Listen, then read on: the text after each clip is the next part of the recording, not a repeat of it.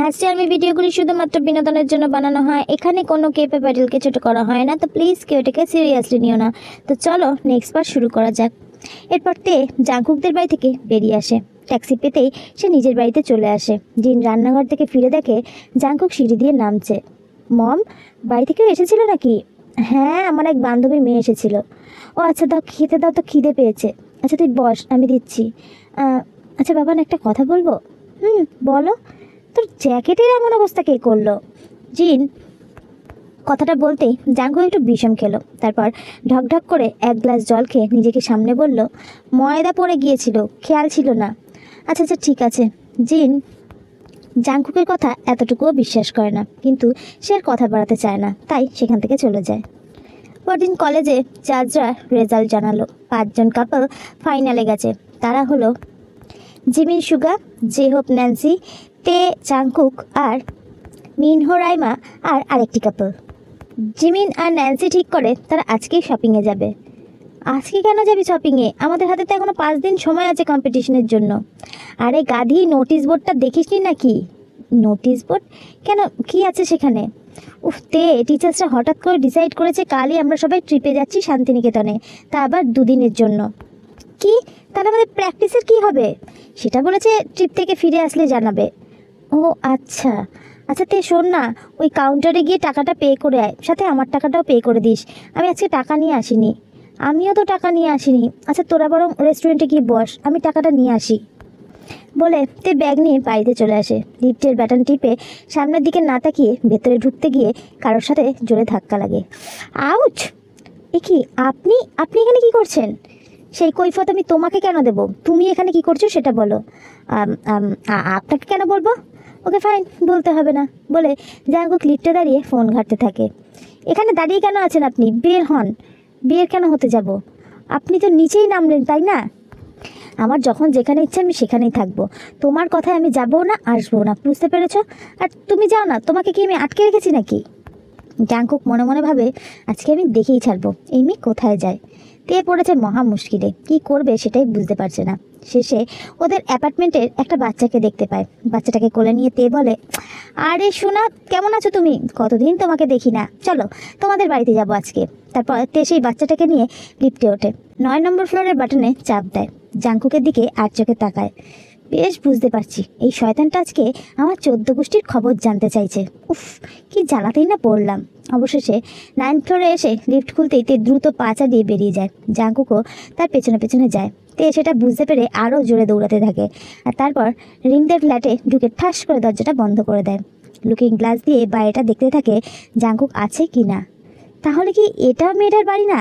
দূর দূর, শুধুই খাটলাম, এখানে আমার আর থেকে কোনো কাজ নেই বলে জাংকুক চলে যায়। জাংকুক চলে যেতে তে আস্তে করে উকি ঝুঁকি মেরে দরজাটা খুলে বের হয়, আর তাড়াতাড়ি সেই ফ্ল্যাট থেকে বেরিয়ে সিঁড়ি দিয়ে নেমে 8 ফ্লোরে চলে আসে আর নিজের ঘরে ঢুকে যায়। তারপর ক্রেডিট কার্ড নিয়ে সেই রেস্টুরেন্টে চলে যায়। বিল পে করা শেষ করতেই জিমিন আর ন্যান্সিকে নিয়ে শপিং মলে চলে যায়। শপিং শেষ করে বাড়িতে ফিরে লাগেজ গোছাতে থাকে। আমি না অনেক এক্সাইটেড কালকের জন্য, জানিস? সেম, যখন জানতে পারলাম আজ আমরা সবাই ঘুরতে যাচ্ছি, ওয়াও, আমার যে কী আনন্দ হচ্ছে। কালকের দিনটা কখন আসবে সেটাই ভাবছি। আমিও একবার টিভিতে দেখেছিলাম, জায়গাটা অনেক সুন্দর। শুনেছি ওখানে কি একটা জঙ্গলও আছে, হারিয়ে গেলেই শেষ। এত কিছু জানি না, আগে তো যাই, তারপর দেখা যাবে। এখন তাড়াতাড়ি কাজ বাজ শেষ করে চল ঘুমিয়ে পড়ি, নাহলে উঠতে পারবো না কালকে। তবে আমার একটা প্রশ্ন আছে, জাংকুক আর সুগারাও কি যাবে? মনে তো হয় না, কারণ শুনেছি ট্রিপটা নাকি ফার্স্ট আর সেকেন্ড ইয়ারের ছাত্রছাত্রীদের জন্য। ও আচ্ছা, ওরা যাক বা না যাক তাতে আমাদের কি? জিমিন আর কথা বাড়ায় না, কিন্তু কেন জানি না ওরা যাবে না শুনে মনটা খারাপ হয়ে যায়। তারপর তাড়াতাড়ি করে খেয়ে ঘুমিয়ে পড়ে। তারপর ভোরবেলা উঠে রেডি হয়ে কলেজের দিকে রওনা হয়ে যায়। কিন্তু বাসের কাছে এসেই মাথায় আকাশ ভেঙে পড়ে। জাংকুক তের দিকে তাকিয়ে একটা শয়তানি মার্কা হাসি দিয়ে তাকিয়ে আছে। জিমিন আগেই বাসে উঠেছে, তাই জাংকুককে খেয়াল করেনি। আপনি এখানে কেন এসেছেন? যাব বলে। কি? কিন্তু আপনি তো 3rd ইয়ারের স্টুডেন্ট, আপনি কেন যাবেন? আমার ইচ্ছা, কলেজটা আমার বাবার, ওকে? আমি যখন যেখানে ইচ্ছা সেখানে যেতে পারি, বুঝলে? এত বক বক না করে তাড়াতাড়ি বাসে ওঠো, নাহলে কিন্তু রেখেই চলে যাব। তে আর কথা বাড়ায় না, বাসে উঠে একটা সাইডে গিয়ে বসে পড়ে, কারণ জিমিন আর ন্যান্সি এক সাইডে বসে আছে। বাসে একটা সিটই খালি। জাংকুক উঠে দেখে শুধুমাত্র তের পাশের সিটটাই ভাগ্যবশত তার জন্য খালি আছে। আবার এই মেয়েটা, এখন কি এর পাশে বসে আমাকে যেতে হবে? কি করি, এর সঙ্গে গেলে তো আমার কানের মাথা খেয়ে নেবে। তোর একে আমি নিতে পারছি না। তারপর জাংকুক আর কোনো উপায় না পেয়ে তের পাশের সিটেই বসে। এই আপনি আমার পাশে এসে কেন বসেছেন? দূর হন বলছি, অন্য সিটে গিয়ে বসুন। আমার ঠেকা পড়েনি তোমার পাশে এসে বসার। ওকে, সব সিট ফুল হয়ে গেছে, একটাই খালি আছে। তোমার জন্য কি আমি পুরোটা পথ দাঁড়িয়ে দাঁড়িয়ে যাবো নাকি? দরকার পড়লে তাই করবেন। তোমার যদি এতই সমস্যা তাহলে তুমিই দাঁড়িয়ে দাঁড়িয়ে যাও, আমার কোনো শখ নেই। তে মনে মনে ভাবে, এই পুরোটা পথ যদিও দাঁড়িয়ে দাঁড়িয়ে যায় পায়ের 12টা বেজে যাবে, তাই নিজের পায়ে সে কুড়ুল মারতে চায় না। তাই চুপ করে বাইরের দিকে তাকিয়ে বসে পড়ে। দুজনের মধ্যেই নীরবতা বিরাজ করছে। তে বাসের বাইরে দিয়ে বাইরেটা উপভোগ করছে আর ইয়ারফোন লাগিয়ে আরামসে গান শুনছে। এভাবেই কখন যে সে ঘুমিয়ে পড়ে সেটা তার নিজেরই খেয়াল নেই। জাংকুক তের মাথাটা ধরে আস্তে আস্তে জানলার পাশ থেকে নিজের কাঁধের ওপর এনে রাখে আর এক হাত দিয়ে তেকে জড়িয়ে ধরে। জাংকুক কেন এমনটা করলো সে নিজেও জানে না। তারপর তেকে দেখতে দেখতে সেও ঘুমের রাজ্যে পাড়ি দেয়। 5 থেকে 5.5 ঘন্টা জার্নি করার পর তারা বোলপুর শান্তিনিকেতনে এসে পৌঁছায়। ওখান থেকে ওদের কটেজ যেতে এখনও প্রায় 1.5 ঘন্টা। তাই সবাই সেখানে ব্রেক নিয়ে কিছু একটা খাওয়া দাওয়া করবে। জেহব, সুগা আর মিনহো এসে দেখে জাংকুক আর তে একে অপরের কাঁধে মাথা রেখে ঘুমোচ্ছে। তারা অবাক হয়ে মূর্তির মতো দাঁড়িয়ে আছে। জিমিন আর ন্যান্সি এসে অবাক হয়ে দাঁড়িয়ে যায়। তোমরা এভাবে দাঁড়িয়ে আছো কেন? ডাকছো না কেন ওদের? ওরা দুজনে যেভাবে ঘুমিয়ে আছে, ডাকলে যদি বকে। উফ, ছাড়ো, আমি ডাকছি। জাংকুক, এই জাংকুক ওঠ, কত ঘুমাবি শালা। তের ঘুম ভেঙে যায়। তাকিয়ে দেখে ও কারোর বুকের মধ্যে আছে। যেই মাথাটা উঁচু করে দেখে জাংকুককে, অমনি চট করে ধর পড়িয়ে উঠে নিজের মাথাটা সরিয়ে নেয়। কি তে, ঘুম ভাঙলো? তে কি বলবে কিছুই বুঝতে পারছে না। কেমন যেন একটা লজ্জা লজ্জা লাগছে। বেশ কিছুক্ষণের মধ্যে জাংকুকের ঘুম ভেঙে যায়। পাশে তাকিয়ে দেখে তে নেই। শুধু তেই নয়, বাসে কেউই নেই, শুধু জেহব ছাড়া। খিদে সবাই কোথায় গেল? খেতে গেছে। আর আমরা আমাদের খিদে সহ্য করে তোর ঘুম ভাঙার অপেক্ষা করছি। তা টেকে কেন দিসনি? হয়েছে, আর কথা বাড়াস না তো, চল এখন যাই। এদিকে জিমিন আর ন্যান্সি তো প্রথম থেকেই তের দিকে সন্দিহান দৃষ্টিতে তাকিয়ে আছে। তে কি বলবে কিছুই বুঝতে পারছে না। ও যে জাংকুকের বুকে কীভাবে গেল সেটা তো সে নিজেই জানে না। এদিকে জেহব বলে, তলে তলে ভালোই টেম্পো চালাচ্ছিস বল। মানে? থাক, হয়েছে, আর না জানার ভান করতে হবে না, আমরা সবাই দেখেছি। আহা হা হা, কি সুন্দর তেকে জড়িয়ে ধরে ঘুমাচ্ছিলিস। মিনহোর কথায় জাংকুক বিষম খেলো। সুগা তাড়াতাড়ি ওকে জলটা এগিয়ে দিল। কি হলো, বিষম কেন খেলি? পুরো জলটা শেষ করে জাংকুক কিছু না বলেই উঠে চলে গেল। 10 মিনিট পর আবার বাস ছাড়লো। এবার আর জাংকুক তের পাশে বসেনি। কিছুক্ষণের মধ্যে তারা কটেজে এসে পৌঁছায়। ঠিক হয় সারাদিন বিশ্রাম করে বিকেলে তারা ঘুরতে বের হবে। কিছুক্ষণ বিশ্রামের পর লাঞ্চের জন্য সবার ডাক পড়ল। জিমিন, ন্যান্সি আর রাইমা 3 জন মিলে ডেকে তাদের জাংকুকদের কাছে নিয়ে যায়। আরে কোথায় নিয়ে যাচ্ছিস? এই চুপ কর, কোনো কথা বলবি না, আজকে সবাই একসাথে লাঞ্চ করব বলে জাংকুকদের টেবিলে এসে একটা চেয়ারে তেকে বসিয়ে দেয়। জাংকুকের সাথে চোকাচুকি হতেই তে চোখটা সরিয়ে নেয়। তে না চাইতেও একটু পরপরই জাংকুকের দিকে তার চোখ চলে যায়। তাকে আজকে অনেক সুন্দর লাগছে। সে একটা ব্ল্যাক শার্ট আর ব্লু জিন্স পরেছে। ফর্সা শরীর আর ব্ল্যাক কালার দুটোতে অনেক সুন্দর মানিয়েছে তাকে।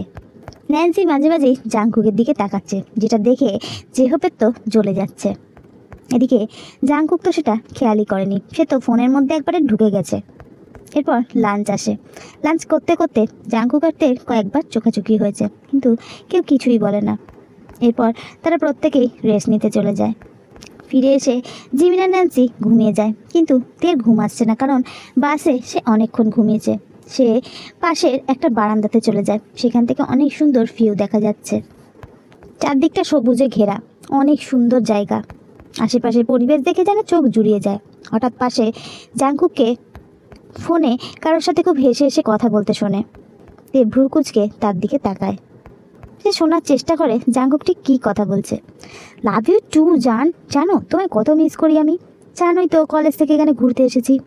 আরে না না, সেমন কিছু নয়। উফ প্লিজ শোনা, রাগ করে না, সাবধানে থাকবে, বাই অ্যান্ড লাভ ইউ বলে ফোনটা রেখে পেছনে তাকাতেই তের সাথে ধাক্কা খায়। তে ধাক্কা খেয়ে আরেকটু হলে বারান্দার রেলিং থেকে পড়েই যাচ্ছিল। তার আগেই জাংকুক তার হাতটা টেনে নিজের বুকের কাছে টেনে নেয়। জাংকুক 2 হাত দিয়ে তাকে চেপে ধরিয়ে রেখেছে। জাংকুকের যেন মনে হচ্ছে আরেকটু হলে ওর প্রাণটাও শরীর থেকে বেরিয়ে আসছিল। তে জাংকুকের থেকে কোনো রকমের ছাড়া পেতেই ছুটতে পালায়। তের এমন পালানো দেখে জাংকুক বেবকুফের মতো দাঁড়িয়ে দাঁড়িয়ে ভাবতে লাগে, এর আবার কি হলো, অদ্ভুত তো। সেদিন বিকেলে তারা আশপাশটা একটু ঘোরাঘুরি করে। রাতে খাওয়া দাওয়া সেরে যে যার মতো ঘুমিয়ে পড়ে। মাঝরাতে জাংকুক ঘুমাচ্ছে। আমাকে বাঁচা প্লিজ, প্লিজ আমাকে বাঁচা, ওরা আমাকে মেরে ফেলবে, দেখ না কিভাবে ওরা আমাকে দাঁড়া করে বেড়াচ্ছে, আমাকে বাঁচা প্লিজ, হেল্প মি। কাঁদিস না, কাঁদিস না, আমি থাকতে তোর কেউ কোনো ক্ষতি করতে পারবে না। এই দেখ আমি আছি তো, আমাকে বাঁচা, বাঁচাও না। জাংকুক লাফ দিয়ে ওঠে। চোখগুলো রক্ত জবার মতো লাল হয়ে রয়েছে আর অঝরে জল গড়িয়ে পড়ছে। বুক ফেটে চিৎকার করতে ইচ্ছা করছে। নিজেকে কোনো রকমের সামলে সে ওয়াশরুমে চলে যায়। ওয়াশরুমে গিয়ে শাওয়ার চালিয়ে হাঁটু গেড়ে বসে সিংহের গর্জনের ন্যায় চিৎকার করে হাউমাউ করে কাঁদতে থাকে। জাংকুক নিজের বুকের মধ্যে হাজারো কষ্ট যন্ত্রণা চেপে রেখেছে, কাউকে দেখাতে পর্যন্ত পারে না। পরদিন সকালে ব্রেকফাস্ট করে যে যার মতো ঘুরতে বেরিয়েছে। তেরা সব বান্ধবীরা একসাথে আর জাংকুকরা অন্যদিকে। সবাই হই হুল্লোড় হাসি মজা করে সোনাঝুরিতে পৌঁছলো। হাজার হাজার ঝাউ গাছ, বিভিন্ন রকমের দোকান বাজার সেখানে বসেছে। অনেকে ছবি তুলতে ব্যস্ত, আবার অনেকে বা কেনাকাটা করতে ব্যস্ত, কেউ কেউ তো খেতে ব্যস্ত। তে এদিক ওদিক নিজের মতো ঘুরে বেড়াচ্ছে আর দূর থেকে জাংকুক সেটা দেখছে। হঠাৎ তের গায়ে একটা সুন্দর প্রজাপতি বসতেই তে সেটা খেয়াল করে। প্রজাপতিটা এতটাই সুন্দর ছিল যে যেই না সে প্রজাপতিটাকে ধরতে যাবে অমনি সে উড়ে যায়। সে প্রজাপতিটার পিছন করতে করতে ঝাউবন পেরিয়ে একটা জঙ্গলে প্রবেশ করে।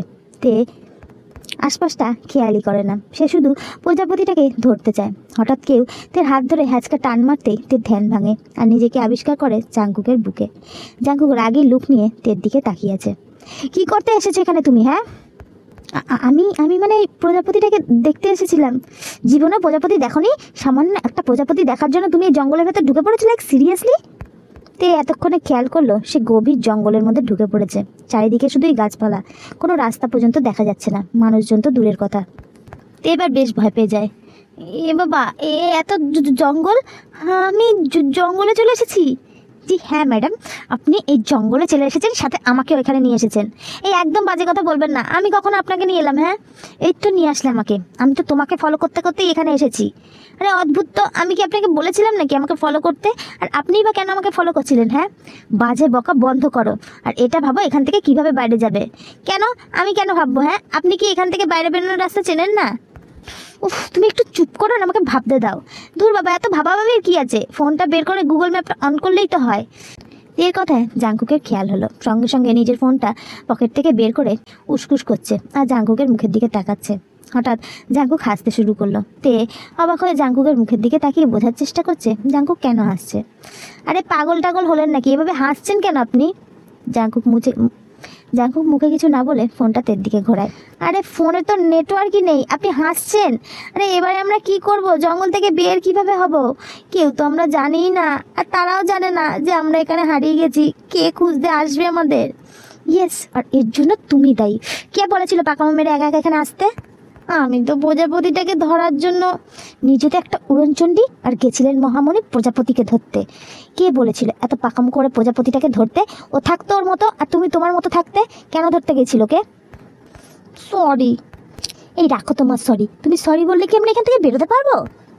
তে আর কিছু বলে না, চুপ করে দাঁড়িয়ে থাকে। জাংকুক তের কাছে এগিয়ে এসে তের হাতটা ধরে হাঁটতে থাকে। আরে রে, কোথায় নিয়ে যাচ্ছেন আমাকে? ছাড়ুন, চুপ করো আর চুপচাপ চলো আমার সাথে বলে জাংকুক হাঁটতে লাগলো। সাথে তেও।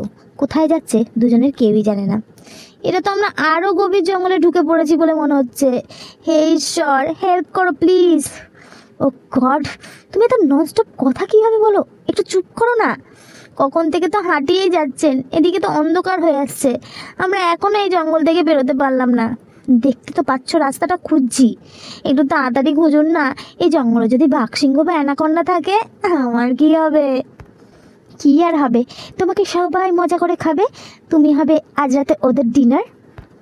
এই আমি ওদের ডিনার হলে আপনি কি বাদ যাবেন নাকি? আপনি ওদের পেটে যাবেন। জাঙ্কুক এবার কটমট করে তের দিকে তাকালো। তে চুপ হয়ে যায়, চুপচাপ হাঁটতে থাকে।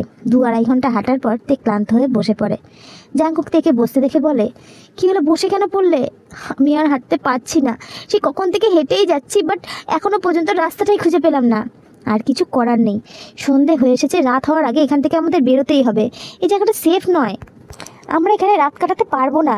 এখানে রাত কাটাতে আমিও চাই না, কিন্তু আমি আর হাঁটতে পারছি না। জাঙ্কুক তের হাত ধরে টেনে আবার হাঁটতে শুরু করে। হাঁটতে হাঁটতে তে হঠাৎ থেমে যায়। জাঙ্কুক তের দিকে ঘুরে তাকাতেই তে বলে ওঠে, আপনি কিছু শুনতে পেলেন? কি শুনবো? কেউ আছে এখানে? আমি এখনই একজনের গলার আওয়াজ শুনতে পেয়েছি। কেউ আছে? কই, আমরা ছাড়া এই জঙ্গলে কে থাকবে? বিশ্বাস করুন, আমি দুবার কারোর আওয়াজ শুনতে পেরেছি। তে আরও কিছু বলতে গিয়ে চুপ হয়ে যায়, কারোর গলার আওয়াজে জাঙ্কুক তেকে নিয়ে আড়ালে লুকিয়ে পড়ে আর সেই আওয়াজের উৎস খুঁজতে থাকে। হঠাৎ তারা দেখতে পায় কোথাও একটা আগুন জ্বালিয়ে গোল করে সেটাকে ঘিরে সবাই বসে আছে। দেখে মনে হচ্ছে এরা ডাকাত। অনেকেরই মুখ ঢাকা দেওয়া, ধারালো অস্ত্রগুলো ওদের সামনেই রাখা। তে তো ওদেরকে দেখে ভয়ে চিৎকার দিয়ে বলে উঠল জাঙ্কুকের উদ্দেশ্যে, ও মাই গড, আপনি দেখতে পাচ্ছেন কোথায় নিয়ে এসেছেন আমাকে? জাঙ্কুক তের মুখ চেপে ধরে, আস্তে কথা বলো, এইবার যদি তোমার গলার আওয়াজটা শুনে ফেলে কেলেঙ্কারি হয়ে যাবে। কেলেঙ্কারি হওয়ার বাকি কি আছে? যা হওয়া তো হয়েই গেছে। কি হয়ে গেছে? আপনি আমার কাছ থেকে রিভেঞ্জ নেওয়ার জন্য আপনি ডাকাতদের মাঝখানে আমাকে এনে ফেলেছেন, তাই না? হোয়াট? কি যাতা বকছো কি তুমি? এর মধ্যেই সুবিশাল চেহারাবান একটা লোক তাদের সামনে এসে দাঁড়ায়, কিন্তু তাদের দুজনের তো খেয়ালই নেই, তারা তো ঝগড়া করতেই ব্যস্ত। এই, কে রে তোরা? কী করছিস এখানে এই রাতের বেলায়? লোকটার গলার আওয়াজ পেয়ে তে আর জাঙ্কুক নিজেদের ঝগড়া থামিয়ে লোকটার দিকে তাকায়। এই লোকটা তীক্ষ্ণ দৃষ্টিতে জাঙ্কুক আর তের দিকেই তাকিয়ে আছে। আপনি আপনি কে? এ লড়কি, আমাদের ডেরায় এসে তুই আমাকেই সওয়াল করছিস যে আমি কে? তে নিজের মুখটা বন্ধ রাখো। এই, একদম আমার দিকে এভাবে তাকাবেন না বলে দিলাম। এর মধ্যে লোকটা নিজের দলের বাকিদের আওয়াজ দিল, এই কে কোথায় আছিস? সবাই এদিকে আয়। লোকটার ডাক শুনে 10 থেকে 15 জন সেখানে এসে তাদেরকে ঘিরে ধরল। তে তো তাদেরকে দেখে একেবারে জাঙ্কুকের গায়ে ঘেঁষে তাকে শক্ত করে জড়িয়ে দাঁড়িয়ে পড়ল। জাঙ্কুকও তের হাত শক্ত করে ধরে রেখেছে। কি দেখছিস? হ্যাঁ, নিয়ে চল এদের সর্দারের কাছে। লোকটার কথা শোনা মাত্রই একজন তেকে ধরতে যাবে, অমনি জাঙ্কুক সেই লোকটার হাতটা চেপে ধরে বলল, ডোন্ট টাচ, ওকে ছোঁয়ার সাহসটাও দেখিও না। জাঙ্কুকের কথা শুনে লোকটা বলল, আমাদেরকে হুমকি দিচ্ছিস? খুব সাহস, তাই না রে? তো জানিস আমরা কে আছি? তুই যেই হোস না কেন, I just don't care, but okay touch করবি না। জাঙ্কুকের কথা পাত্তা না দিয়ে 2-4 জন লোক এসে জাঙ্কুকের থেকে তেকে আলাদা করে নিল। তে তো ভয়ে কেঁদেই ফেলেছে। জাঙ্কুক নিজের সর্বশক্তি কাজে লাগিয়ে ওদের হাত থেকে ছাড়া পাওয়ার চেষ্টা করছে, কিন্তু কিছুই করতে পারছে না। So guys, that's for today. যদি ভিডিওটা ভালো লাগে লাইক করো, কমেন্ট করে শেয়ার করো, চ্যানেলটা সাবস্ক্রাইব করে নিও।